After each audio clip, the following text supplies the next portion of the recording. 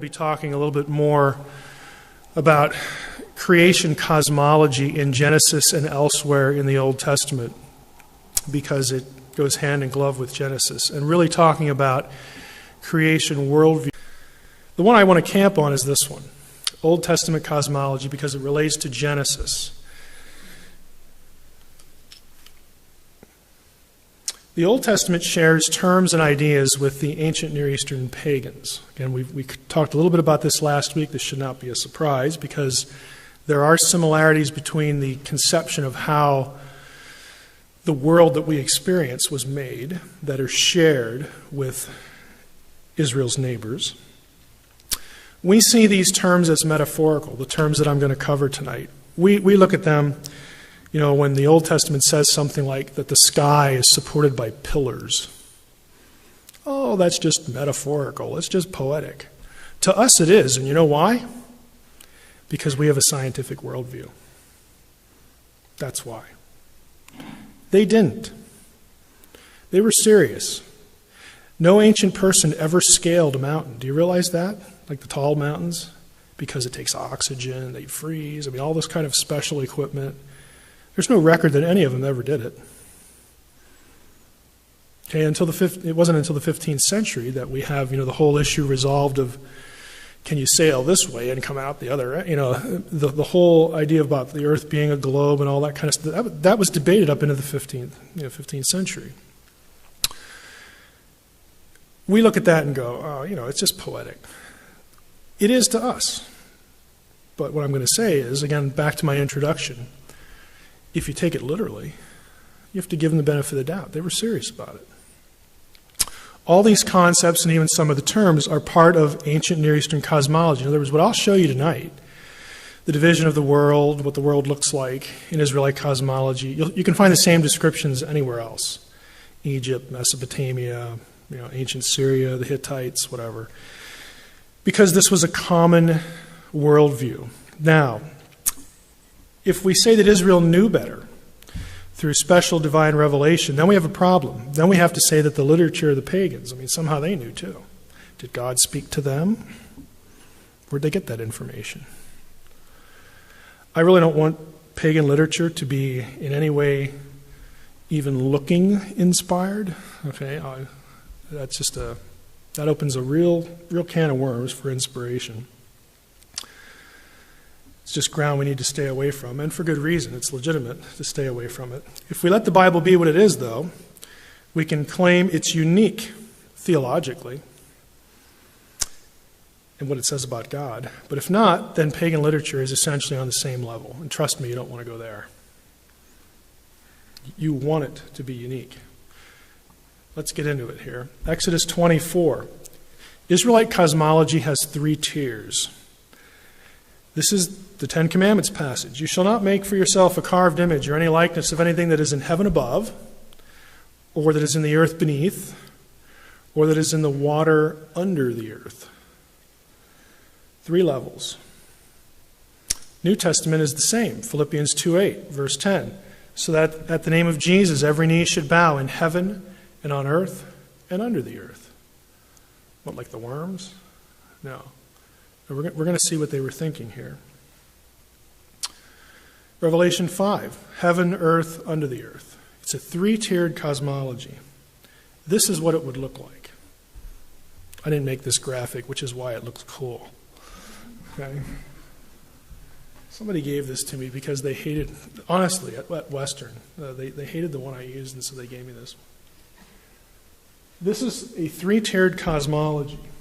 Here's God. We're going to see it in the verses I'll show you that God lives above the vault of heaven, the firmament. And in the firmament you have windows and doors. And you have the earth. We're going to see verses that talk about the ends of the round, flat earth here. Underneath is Sheol. Sheol can be both the grave, and it can also be the underworld.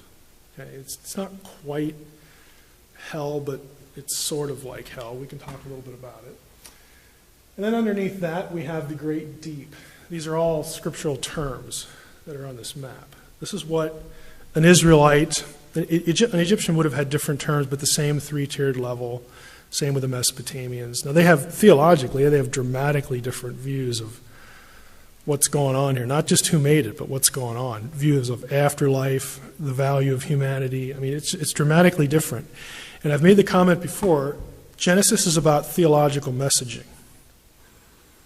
And there are some dramatic differences in what Israel is saying, the Bible is saying, and anything else. So let's take a look at the parts. Waters above and below the heavens. Genesis 1:6, God said, "Let there be an expanse." Some translations have firmament. It's rakiach in Hebrew. "In the midst of the waters. And let it separate the waters from the waters. And God made the expanse, the rakiach, and separated the waters that were under the expanse from the waters that were above the expanse. And it was so." And what was that expanse called?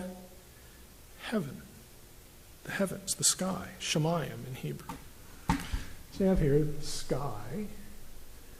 Okay, and you have waters above the sky, and of course you've got waters below down here, but then you have the atmospheric heavens as well. Psalm 148 mentions the waters that are above the heavens. That's after the flood. Did you catch that? Because a lot of people want to say, oh, the waters above, they went away with the flood. See, the firmament was this canopy thing, and it was there, and then the flood, it just went away.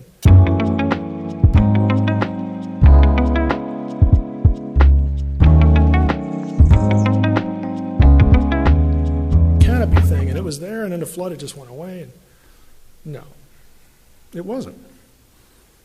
According to the psalmist, he's still referring to it. Proverbs 8. "When he established the heavens, I was there.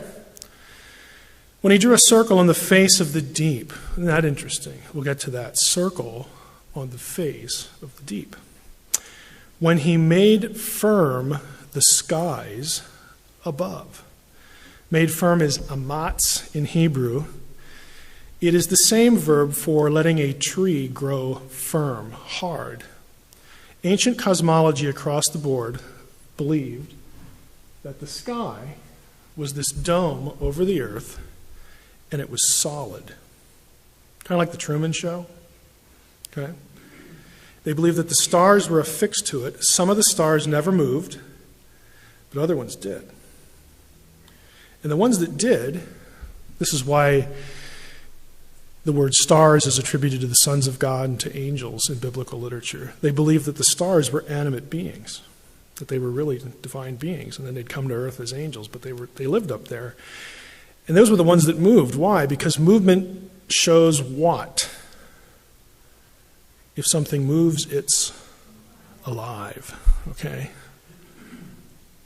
Again, they can't take a rocket and go up and check it out. They believe that this is there's a solid expanse over them. Another passage. Job 37. Verse 18, "Can you, like him," speaking of Job, drawing the dramatically poor comparison of God and Job. Of course, we know who's going to win there, but "Can you, like him, spread out the skies hard," kazakh, hard as cast metal, mutzak, as a metal mirror. Mutzak is the same word used in the casting of the laver, the tabernacle where they would wash. It's solid. It's also the same terminology used for flint rock. Again, these passages point to the belief that there's a dome, the sky's a dome, and it's solid. And God lives above it, we live below it. Job 22, did I skip one? No, I didn't. "But you say, what does God know? Can he judge through the deep darkness? Thick clouds veil him so that he does not see, and he walks on the vault of heaven." That's where God lives. It's his address. And before we think, oh, that's quaint, how cute. We think that, don't we? If a little child would ask you, where does God live? Up there. Is there something wrong with that answer? I don't think there's anything wrong with it. Use it, because there's the sense that God lives off planet. Why? Because he created the earth for us. He doesn't need it. He's independent of it. He transcends it. That's all it is. It's very normal. Amos 9:6, he builds his upper chambers in the heavens and founds his vault upon the earth, the vault upon the earth, who calls for the waters of the sea and pours them out on the surface of the earth. The Lord is his name. And Psalm 29, Lord sits enthroned over the flood. Let's go back here. We talk about the middle tier now, the earth. Here's a God's eye view of the world. If God is sitting above the firmament and looking down at it, what does he see? This is where we get Genesis 1:9. God said, "Let the waters under the heavens be gathered together into one place." Waters, plural, one place. How can you get all the waters in one place and then still call them seas? And the dry land appeared. That's how you get it. All the waters, one place, earth, but they're still seas, again, depending on what direction you're coming from or where you're at. Because if you're over here, you're going to call this something sea, and you can't really see what's going on over here. So if you live on the other side, that's another sea. But you got all the seas together. Proverbs 8, when he established the heavens, I was there when he drew a circle on the face of the deep. Circular. He made firm the skies above, so on and so forth. Here's an interesting one. He has inscribed a circle on the face of the waters at the boundary between light and darkness. What's the boundary between light and darkness? Think about it. You all know the answer to this. What's the boundary? Think literally. What's the boundary between light and darkness? Does it get dark here? Does it get light here? Where's the boundary? The horizon. That's the boundary between light and darkness. If this is your view of the world, your horizon is right here. That's where the firmament ends and it meets. It's stopping the waters from going any further. And it goes all the way around, the whole thing. Because if you're on a circular earth, everywhere you look, there's a horizon. The place where light and dark meet. Again, I told you I'm going to be a flaming literalist tonight. I'm going to say that I'm going to take them absolutely at their word. Vault of the heavens, pillars and mountains. The pillars of heaven tremble and are astounded at his rebuke. Oh, that's just metaphor and poetry. Yeah, to us it is. If you ask them, it's like, well, there's that big mountain thing. I mean, that's holding up the sky. Duh. If you don't believe it, go find. I mean, how are you going to find out any different? Obviously we can, but the means to do that isn't with them. 2 Samuel 28, the earth reeled and rocked, the foundations of the heavens trembled and quaked because God was angry. Windows and doors, and that day all the fountains of the great deep burst forth, and the windows of the heavens were opened. The fountains of the deep and the windows of the heavens were closed. Psalm 78, yet he commanded the skies above and opened the doors of heaven. Again, familiar phrases. Pillars under the earth, supporting the earth. Again, look at the language. For the pillars of the earth are the Lord's, and on them he has set the world. You betcha. It's not Marduk. It's not that silly Ta in Egypt. It's Yahweh who did that. Isn't that amazing? I mean, an Israelite would want you to marvel. He would think you're insane if you didn't. Either that or a pagan. Job 38:4. Where were you when I laid the foundation of the earth? On what were its bases sunk? Or who laid its cornerstone? He set the earth on its foundations so that it should never be moved. To him who spread out the earth above the waters. Again, think of the circle with the earth in the middle. For his steadfast love endures forever. Sheol, the last level. Sheol is a Hebrew word. In the ESV, I think in most cases they just have Sheol. It's Sheol in Hebrew. It can mean the hole that they just dug to put you in when you're dead, or it can mean the underworld.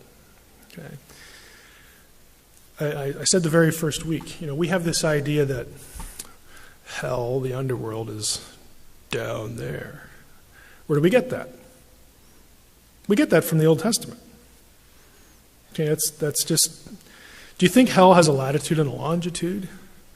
Does it have an address? I mean, could you put it into your GPS and it would take you there? I mean, it doesn't have latitude and longitude. These are what are called cosmic geographical terms. Heaven is where God is. It doesn't have a latitude and a longitude. But if you try to describe it, you're forced, because you live and you're limited by space and time, you're forced to use geographical language. Over there, up there, down here. He passed over what? Like, would I stumble on it if I came across? I mean, we use this language today. And we're forced to, because we are not inhabitants of a non-physical reality. We're trapped into using this language about a place that doesn't have locality that our bodies can identify with. That's why we need new bodies, different bodies. Because if it's this one, we ain't getting there. Okay? We're just trapped. This is our existence. And they have the same problem in the Old Testament. Job 26:5, the dead, the word is Rephaim, tremble under the waters. The Rephaim were not so nice inhabitants of the underworld. Tremble under the waters. Sheol is under the waters. Sheol is naked before God, and Abaddon has no covering. Abaddon is another word. Again, that word comes up in Revelation for the destroyer, the pit. Okay. Sheol beneath is stirred up to meet you when you come. It rouses the shades, the Rephaim, to greet you, all who were leaders of the earth. It raises from their thrones all who were kings of the nations. Everyone righteous or wicked goes to Sheol. Everybody dies. Psalm 89, what man can live and never see death? Who can deliver his soul from the power of Sheol? Answer, nobody. Okay. Now the righteous went to Sheol. The hope of the righteous in the Old Testament was that they get to leave at some point to be with the Lord. Jacob goes there. I shall go down to Sheol to my son mourning. Hezekiah goes there. I'm consigned to the gates of Sheol for the rest of my years. Are you going to praise? Anybody going to praise you in Sheol? The cords of Sheol entangled me. The wicked also go there. They spend their days in prosperity, and in peace they go down to Sheol. Job's kind of ticked about that. They say to God, depart from us. We don't desire the knowledge of your ways. What's the Almighty, and why should we serve him? What profit do we get if we pray to him? They're obviously unbelievers, but they go to Sheol too. Everybody goes to Sheol. The hope is that you get out. Now, that is a very brief overview of Old Testament cosmology. And I'm coming back to this slide, but I think I'd kind of like to go back to, well, some of us won't have the context for it. Let's just end here. There is a passage, if any of you bring it up in Q&A, I have more slides about it, but I'm going to end here, that relates to cosmology that might have popped in your head as far as a question, dealing with the Earth's shape as well. But the message I want you to take away again is Genesis is about theological messaging. Just like with our illustration, we spent a long time leading up to the cosmology slides, the conversation between the 6-year-old and the scientist. When you accept the way that the critic frames the debate, you're not going to get very far. If you remember the conversation, the 6-year-old. God made my baby brother. And the scientist says, no, he didn't. Your mommy and daddy did. I asked you who was right. And we said, they're both right. Then I asked you who was wrong. And we said, they're both wrong. But we can parse that because we separate mentally the truth claim, the message, the assertion, the truth assertion being put out, and we immediately contextualize the person's worldview. And even if it's flawed like the 6-year-old's was, her point is still correct. And if we look at Genesis this way, it doesn't matter that Genesis is, and the rest of the Bible is littered with this kind of cosmological language because God didn't bother to change the culture. He could have if he wanted to. He didn't care. If he had cared, he would have done it.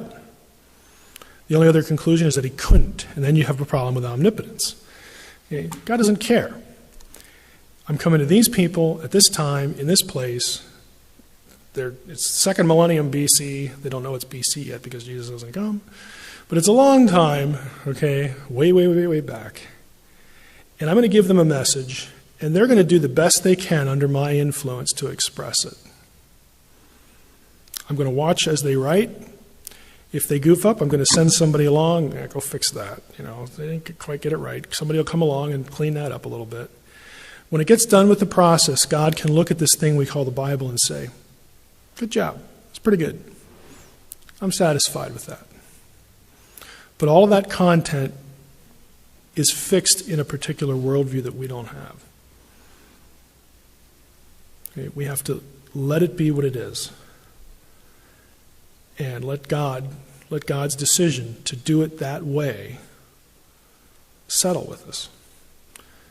And my challenge to you is try it. Okay, if you do that, you don't need to justify it to science. They need to justify why they're criticizing it for not being what it was never intended to be.